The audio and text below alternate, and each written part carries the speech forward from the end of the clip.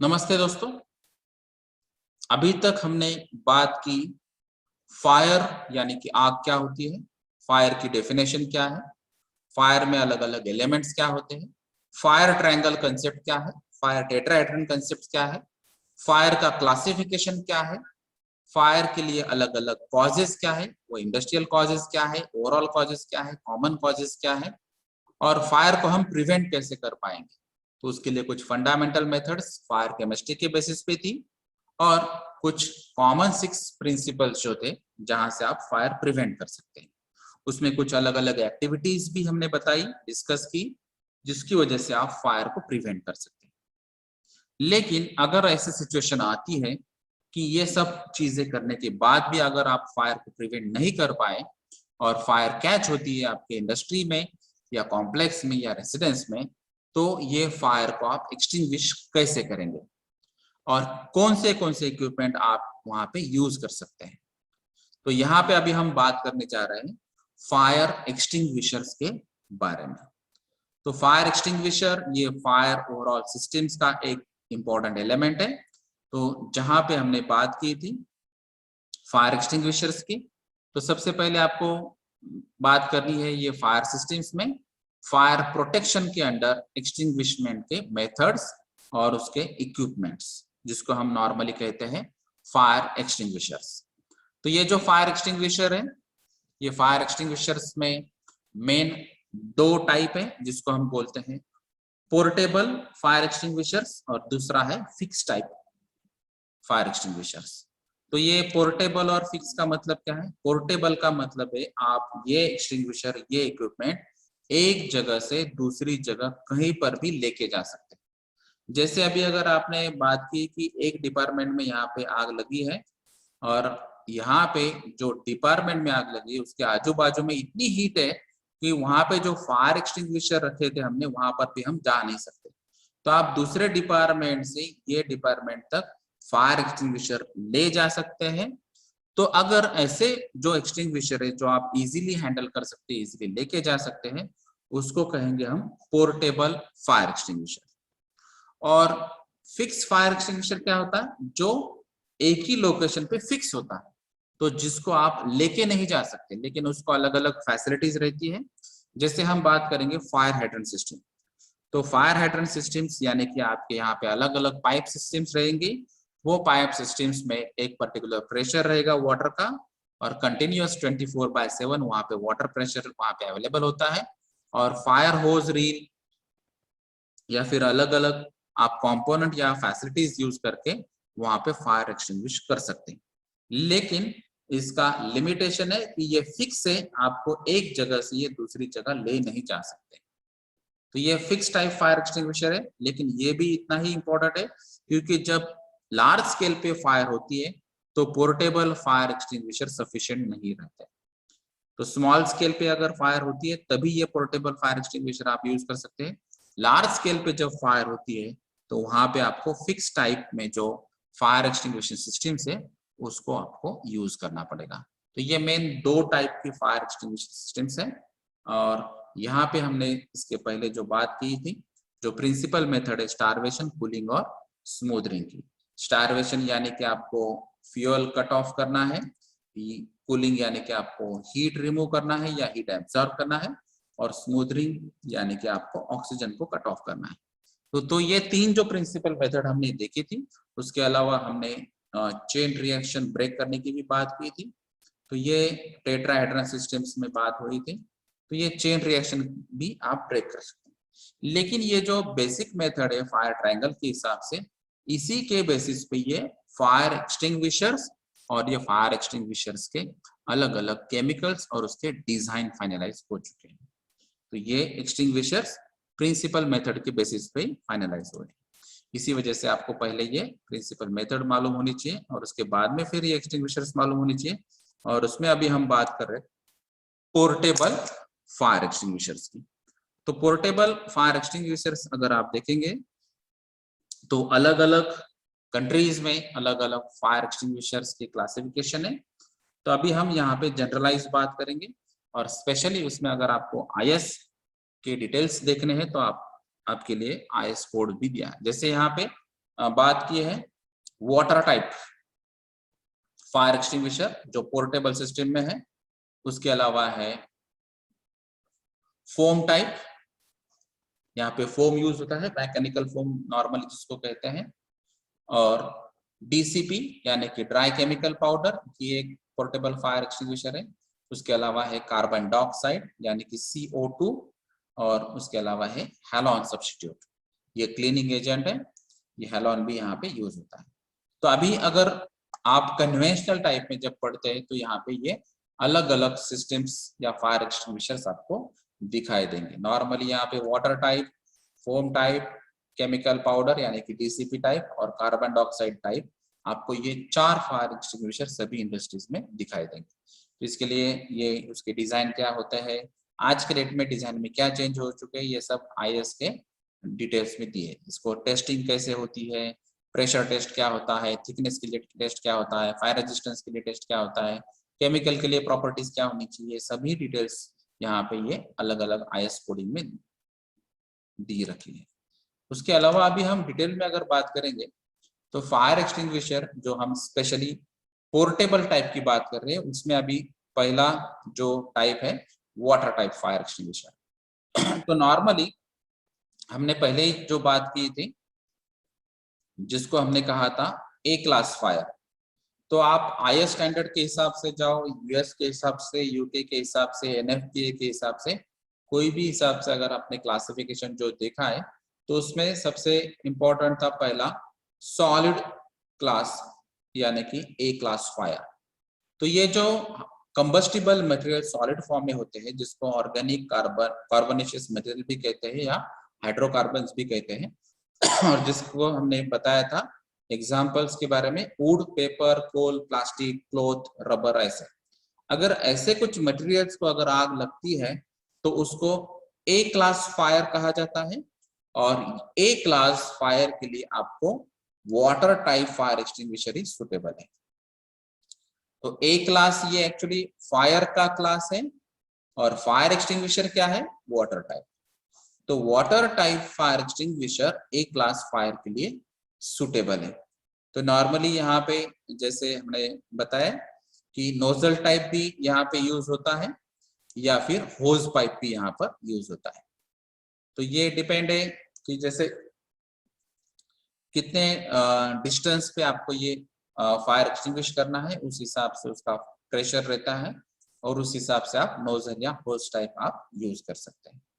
तो जैसे डायग्राम में बताया गया, तो ये एक नॉर्मल सिलेंडर रहता है, और ये सिलेंडर के ऊपर ये उसका जो डिटेलिंग रहता है, उसका क्लास ऑफ फायर क्या है, और उसके कुछ कॉमन इंस्ट्रक्शंस भी रहते हैं। ये सब कॉमन इंस्ट्रक्शन यहाँ पे फायर एक्सटिंग्विशर पे दिए रहते हैं। अभी ये हम A क्लास फायर की बात कर रहे हैं, और उसमें हम वाटर यूज कर रहे हैं। तो प्रिंसिपल मेथड क्या है आपका, कूलिंग, यानी कि जब हम वाटर यूज कर रहे हैं तो प्रिंसिपल जो मेथड है हीट एब्जॉर्प्शन या हीट रिमूवल, जिसको हम कहते हैं कूलिंग मेथड। तो हमने अभी प्रिंसिपल मेथड्स में बात की थी, अगर आपने हीट रिमूव किया, हीट एब्जॉर्ब किया, तो कूलिंग मेथड हम यूज करते हैं। तो ये कूलिंग मेथड अभी हम वाटर थ्रू यूज कर रहे हैं। तो वाटर जो यूनिवर्सल सॉल्वेंट है और फायर एक्सटिंग्विशिंग मीडिया है, तो यहाँ पे हम यूज कर रहे हैं। यानी कि ये अभी हम बात कर रहे हैं A class fire, water type fire extinguisher, और प्रिंसिपल मेथड है कूलिंग। तो ये बात हुई है वाटर टाइप फायर एक्सटिंग्विशर के बारे में। अभी अगर हम उसकी डिटेल में जाएंगे तो दूसरा टाइप है फोम टाइप।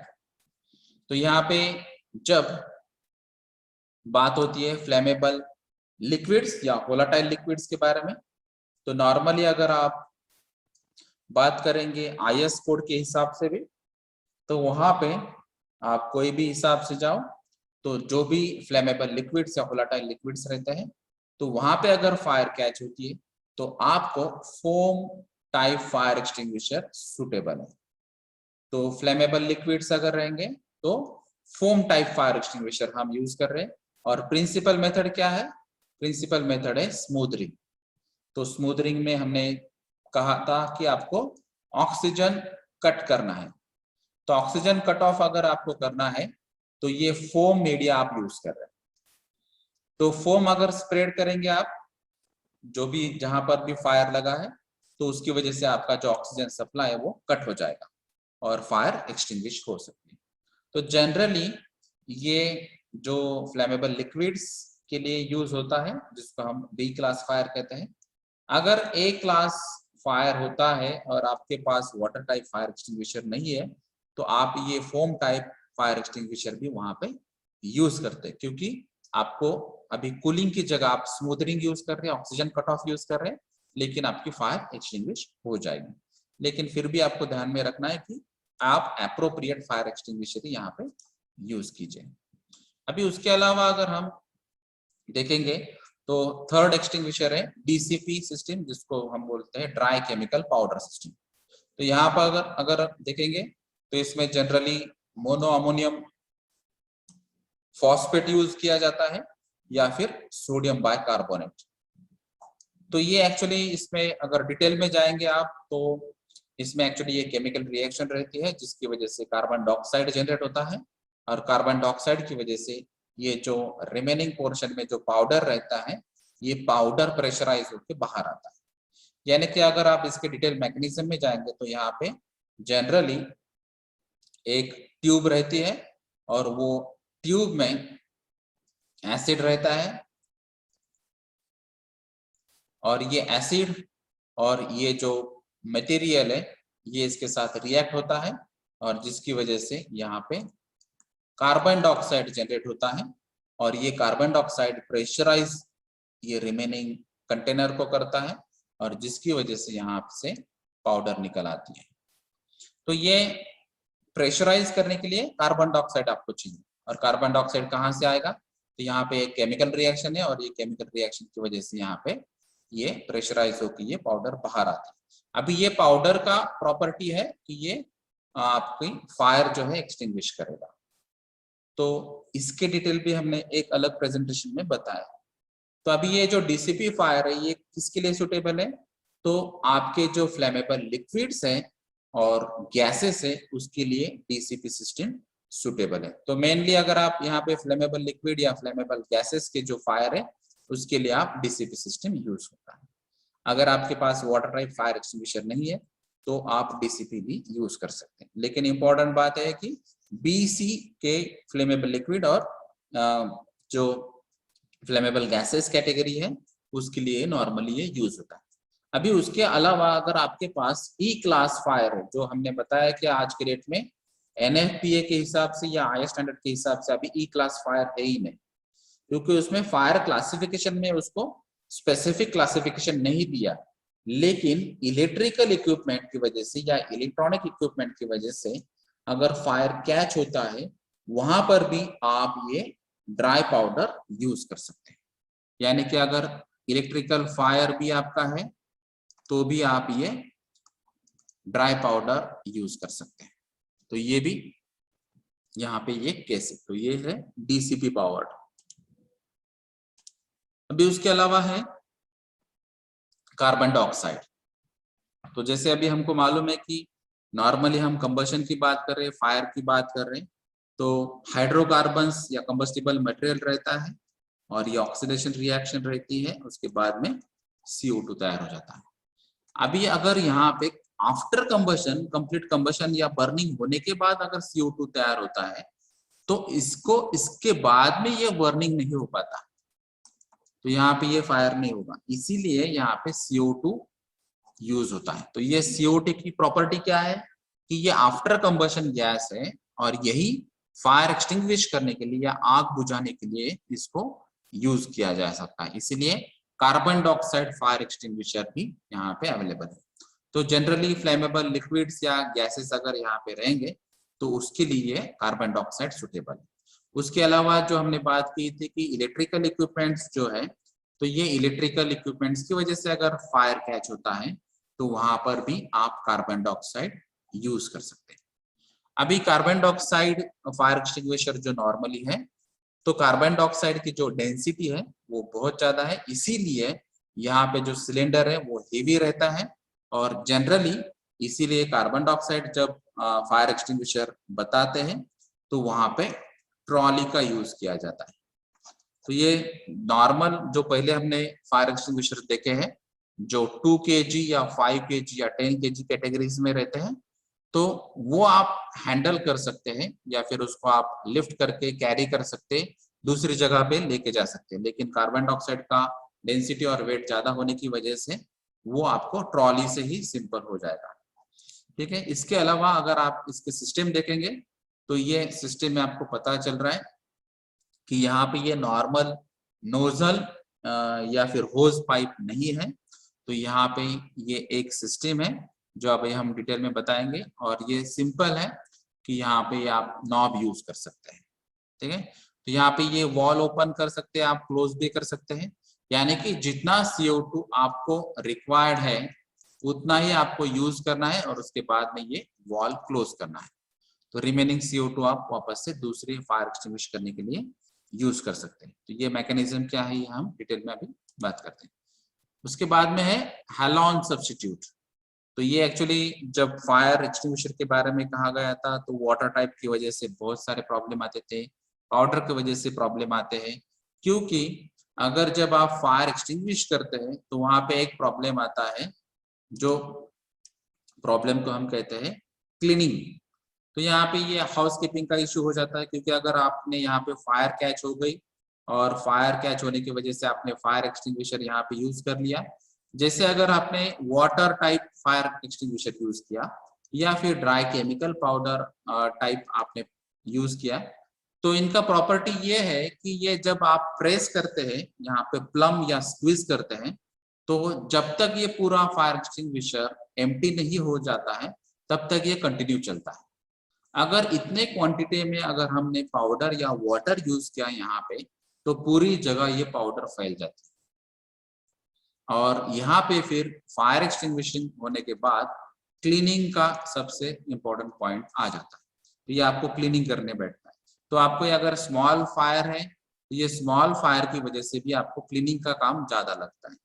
तो ये क्लीन एक्सटिंग्विशिंग एजेंट रहने चाहिए, इसीलिए यहाँ पे हैलोन सब्स्टिट्यूट ऐड हुआ था। तो ये हैलोन अभी ये एक केमिकल कंपोनेंट है जिसको हम क्लीन एक्सटिंग्विशिंग एजेंट कहते हैं, यानी कि जब आप फायर एक्सटिंग्विश करने के लिए हैलोन यूज करते हैं तो फायर एक्सटिंग्विश होने के बाद हैलोन जो है वो एटमॉस्फेयर में मिक्स हो जाता है और इसके कुछ भी साइड इफेक्ट्स नहीं है। तो ये एटमॉस्फेयर में मिक्स होने के बाद ये डाइल्यूट भी हो जाता है, इसकी वजह से इसके कुछ प्रॉब्लम नहीं आते और आपको ये जो क्लीनिंग करना पड़ता था ये क्लीनिंग की जरूरत नहीं होती। तो जहां पर आपको क्लीनिंग का प्रॉब्लम आ सकता है वहां पर आप हैलोन सब्स्टिट्यूट यूज कर सकते हैं, या फिर जहां पे आपको छोटा फायर एक्सटिंग्विशर यूज करना है, रखना है, और जो छोटे बच्चे या फीमेल कैंडिडेट भी यूज कर सकते हैं, वहां पे आपकी ये रिक्वायरमेंट फुलफिल हो सकती है। और ये सुटेबल है A क्लास के लिए भी, B क्लास के लिए भी और C क्लास के लिए भी, यानी कि सॉलिड फायर रहो या फिर लिक्विड फायर रहो या फिर गैसेस फायर रहो या इलेक्ट्रिकल फायर हो, हर जगह आप ये halon substitute fire extinguisher use कर सकते हैं। और नॉर्मली ये छोटे फायर एक्सटिंग्विशर्स में आता है, जैसे कि आज के डेट में अगर हम देखेंगे तो 2 kg या 2.5 kg के फायर एक्सटिंग्विशर सिलेंडर्स में आ सकता है। और इसी वजह से अभी अगर आप देखेंगे तो बहुत सारी 4 व्हीलर्स में या फिर जो ज्यादा पब्लिक की या कैपेसिटी की जो अलग अलग व्हीकल्स अभी आ चुकी है, जैसे अभी हम देखते हैं कि 7 सीटर भी व्हीकल है, 14 सीटर्स भी व्हीकल है, 9 सीटर्स भी व्हीकल है। तो ये अलग अलग जो व्हीकल्स है जो पर्सनल लेवल पे भी यूज हो सकती है, कमर्शियल लेवल पे भी यूज हो सकती है, वहां पर भी आप ये सिंपल हैलोन सब्स्टिट्यूट वाले फायर एक्सटिंग्विशर यूज कर सकते हैं, या फिर ABC टाइप वाले फायर एक्सटिंग्विशर यूज कर सकते हैं। यानी कि कोई भी टाइप रहो फायर, सॉलिड, लिक्विड या गैसेस या इलेक्ट्रिकल फायर, तो वहां पे आपको ये फायर एक्सटिंग्विशर यूज कर सकते हैं। तो ये जनरली जो फायर एक्सटिंग्विशर यूज होते हैं उसके बारे में हमने बात की है।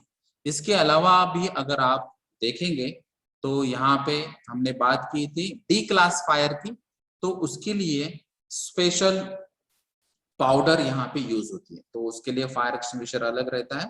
तो यहाँ पे स्पेशल पाउडर आप यूज कर सकते हैं, और वो स्पेशल पाउडर की कैरेक्टरिस्टिक्स ऐसी होगी कि जो कंबस्टिबल मेटल से जहां पे आग लगी है वहां पर आप ये फायर एक्सटिंग्विशर यूज कर सकते हैं, और ये कंबस्टिबल मेटल की फायर आपको स्पेशल पाउडर से ही आपको कंट्रोल करना है। तो वहां पे ये वाटर फोम या डीसीपी टाइप का पाउडर इतना इफेक्टिव नहीं रहेगा, सिर्फ आपका टेम्परेचर कम होगा, हीट कम होगी, लेकिन 100% कंट्रोल नहीं हो पाएगा। तो उस टाइम आपको स्पेशल पाउडर वाले जो फायर एक्सटिंग्विशर्स आते हैं मेटल के लिए, वही आपको यूज करना है। अगर आप यहाँ पे ओवरऑल स्टडी करना चाहते हैं एक ही टेबल में, तो यहाँ पे आपको पता चलेगा कि टाइप ऑफ फायर क्या है और फायर एक्सटिंग्विशर सुटेबल क्या है। तो ये टेबल से आपको पता चल जाता है। जैसे अगर यहाँ पे हमने देखा कि अगर आपने IS स्टैंडर्ड के हिसाब से अगर हमने बात की, तो सॉलिड सब्सटेंसेस को फायर लगी है, तो वहां पे वाटर टाइप सुटेबल है फायर एक्सटिंग्विशर। तो यहाँ पे हमने क्लासिफिकेशन ऑफ फायर बताया, यहाँ पे एक्सटिंग्विशर बताया। बी क्लास फायर है, यानी कि लिक्विड जो है कंबस्टिबल लिक्विड्स, तो कंबस्टिबल लिक्विड्स के लिए ये फोम टाइप यहाँ पे सुटेबल है। और ये फोम टाइप अभी ए के लिए भी आप यूज कर सकते हैं, लेकिन अप्रोप्रिएट ही वाटर टाइप है। लेकिन उसके अलावा अगर ड्राई केमिकल पाउडर है, तो यहाँ पे ड्राई केमिकल पाउडर एक्सटिंग्विशर आप बी क्लास के लिए भी यूज कर सकते हैं, सी क्लास के लिए यूज कर सकते हैं, डी के लिए यूज कर सकते हैं, और ई के लिए अभी IS स्टैंडर्ड NFPA क्लासिफिकेशन के हिसाब से ई क्लास फायर है ही नहीं। तो यहाँ पे F क्लास है या फिर K क्लास है। अगर आप NFPA के हिसाब से जाएंगे तो यहाँ पे K क्लास फायर है, यानी कि किचन फायर, जिसका ऑयल की वजह से या अप्लायंसेस की वजह से होता है। और IS स्टैंडर्ड 15683 के हिसाब से जाएंगे तो यहाँ पे F टाइप क्लास है, जिसको हम कुकिंग अप्लायंसेस की वजह से होने वाली जो फायर है उसके बारे में हम बात कर रहे हैं। तो यहाँ पे ये टेबल थोड़ा सा मॉडिफाई हो जाएगा आज की डेट में, क्योंकि ये टेबल जो पहले था IS 2190 के हिसाब से, अभी अगर आप IS 15683 के हिसाब से देखेंगे या NFPA के हिसाब से देखेंगे तो इसमें F और K क्लास फायर मिक्स हो जाएगा। तो यहाँ पे फिलहाल अभी हम E क्लास नहीं देखेंगे।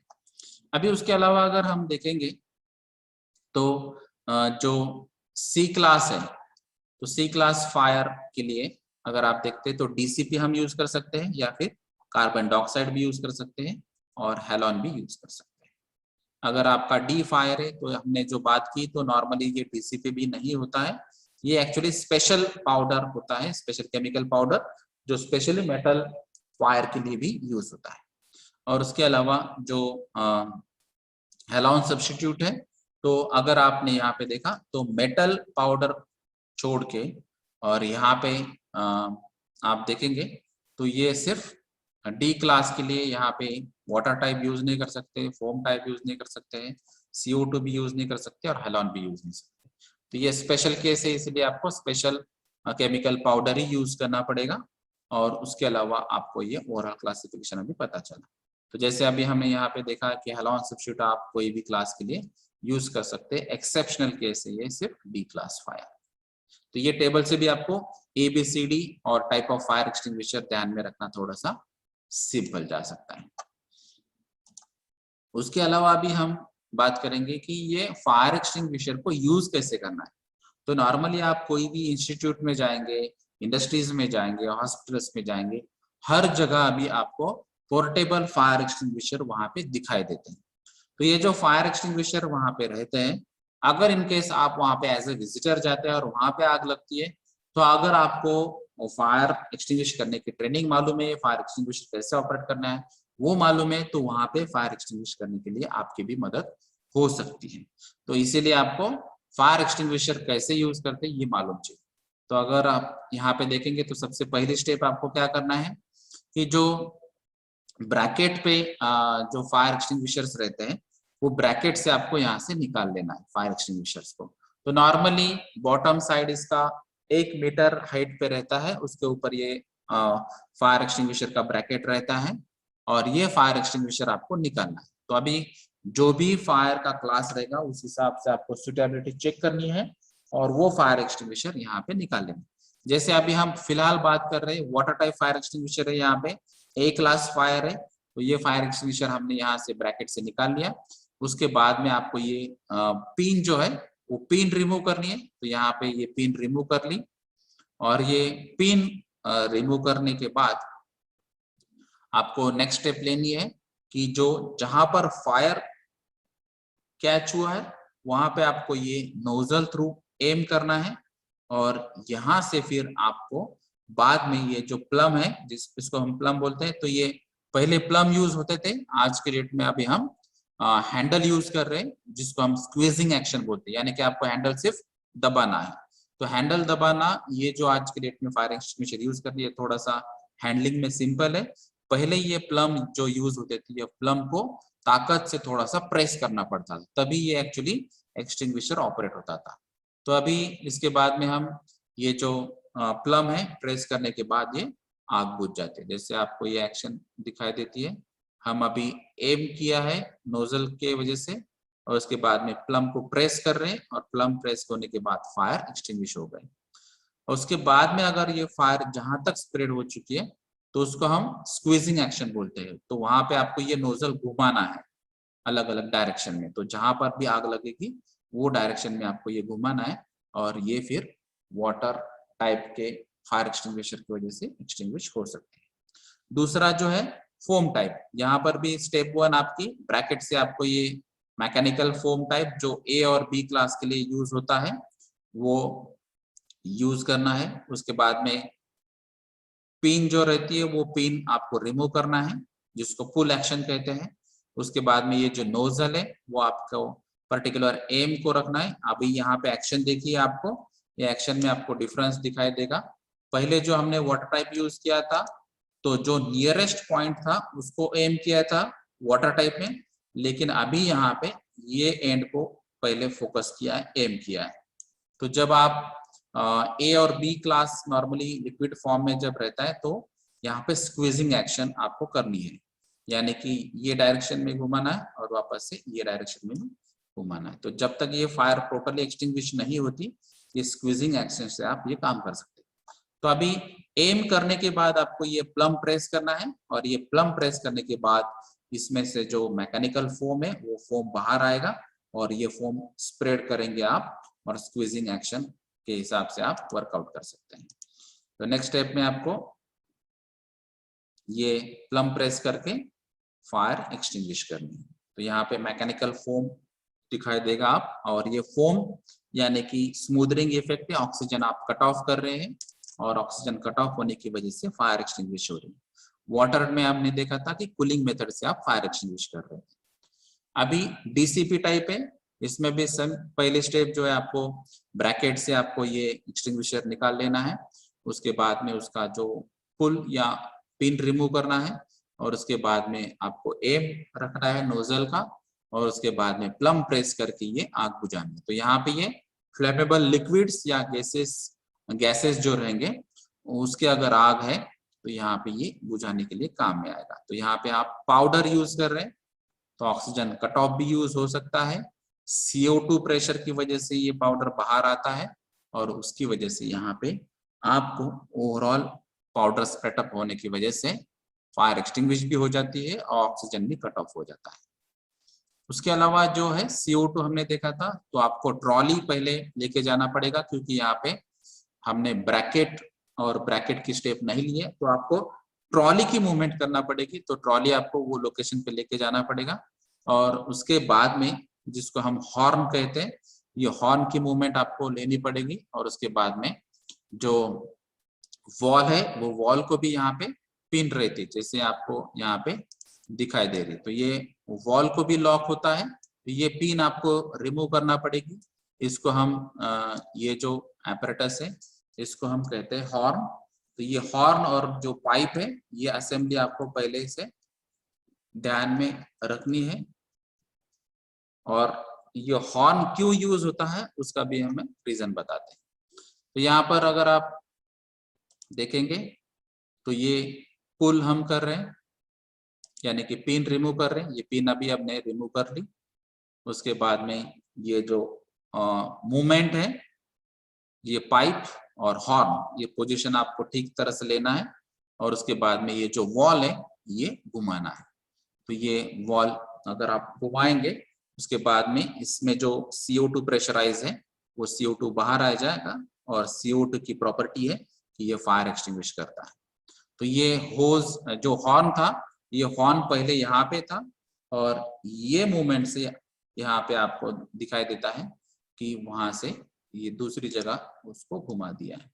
तो ये स्क्वीजिंग एक्शन भी आपको, स्वीपिंग एक्शन जिसको बोलते हैं, तो ये स्वीपिंग एक्शन भी आपको करना है। तो जब तक ये फायर एक्सटिंग्विश नहीं होती तब तक आप ये CO2 यूज कर सकते हैं। अभी जो CO2 है, तो अगर ये सॉलिडिफाई हुआ तो इसका ड्राई आइस बनता है। अगर आपको ये मालूम है केमिस्ट्री का पार्ट है, तो कार्बन डाइऑक्साइड की ये प्रॉपर्टी है, अगर ये सॉलिडिफाई होता है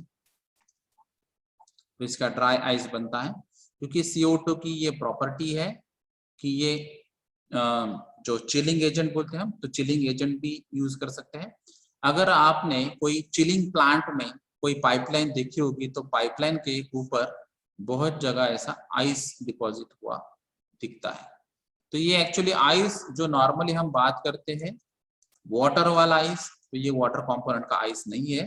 तो ऑक्सीजन सॉरी जो कार्बन डाइऑक्साइड जो एटमॉस्फेयर में है या एयर मिक्सचर में रहता है, तो उसमें से जो CO2 है वो चिलिंग एजेंट, यानी कि यहाँ पे जो टेम्परेचर बहुत कम रहता है, नेगेटिव में रहता है, तो ये नेगेटिव टेम्परेचर की वजह से ये एयर में जो CO2 रहता है, ये CO2 यहाँ पे सॉलिड बन जाता है। तो ये जो CO2 है ये सॉलिडिफाइड CO2 यानी कि ड्राई आइस आपको ऊपरी तरह या पाइपलाइन के आउटर कवरेज में दिखाई देता है। तो ये प्रॉपर्टी की वजह से यहाँ पे CO2 हैंडल करते टाइम यहाँ पे ये हॉर्न यूज किया जाता है। तो आपके डायरेक्ट स्किन कांटेक्ट में ये नहीं आना चाहिए CO2, इसलिए यहाँ पे ये हॉर्न एडिशन किया है और यहाँ पे ये हैंडल भी दिया है। तो आपको ये ध्यान में भी रखना है कि हर एक फायर एक्सटिंग्विशर का, हर एक केमिकल का प्रॉपर्टी क्या है और आपको फिर उस हिसाब से फायर एक्सटिंग्विशर हैंडल करते टाइम आपको उसको ध्यान में रखना है। तो यहाँ पे यही सेम CO2 का जो है इलेक्ट्रिकल फायर, इलेक्ट्रिकल इक्विपमेंट के जो फायर्स रहते हैं उसके लिए भी यूज किया जाता है। तो ये इलेक्ट्रिकल वायर में अगर आग लगती है तो वहां पर भी आप CO2 यूज कर सकते हैं। उसके अलावा जो हेलॉन की बात की थी, तो ये सिंपल इक्विपमेंट है जो आप ब्रैकेट से इजीली निकाल सकते हैं, उसका पिन आप रिमूव कर सकते हैं। और यहाँ पे अभी आप देखिए तो यहाँ पे ये हैंडल बताया गया है। तो हमने पहले एक CO2 में वॉल दिखाई दिया था, उसके पहले जो हमने बताया था उसमें प्लम दिखाई दिया था, और अभी आज के डेट में नॉर्मली सभी जगह भी हैंडल यूज कर रहे हैं। तो ये हैंडल में आपको स्क्वीजिंग एक्शन जिसको बोलते हैं, यानी कि ये हैंडल को आपको दबाना है। ये हैंडल दबाने के बाद आप अंदर में जो सब्सटेंस है वो प्रेशराइज रहते हैं, वो प्रेशराइज सब्सटेंस बाहर आ जाएगा। तो सबसे पहले आपको पिन रिमूव करनी है, उसके बाद में जो हैंडल है वो हैंडल को स्क्वीज करना है और उसके बाद में जो स्वीपिंग एक्शन है उसका यूज करना है। तो ये अलग अलग टाइप के फायर एक्सटिंग्विशर्स थे जिसको हमने बताया था कि ये प्रिंसिपल मेथड जो स्टारवेशन, कूलिंग और स्मूदरिंग है उसके बेसिस पे ही उसका क्लासिफिकेशन था और उसमें अलग अलग केमिकल्स हमने यूज किए। तो उसके हैंडलिंग की टेक्निक भी अभी हमने डिस्कस की है।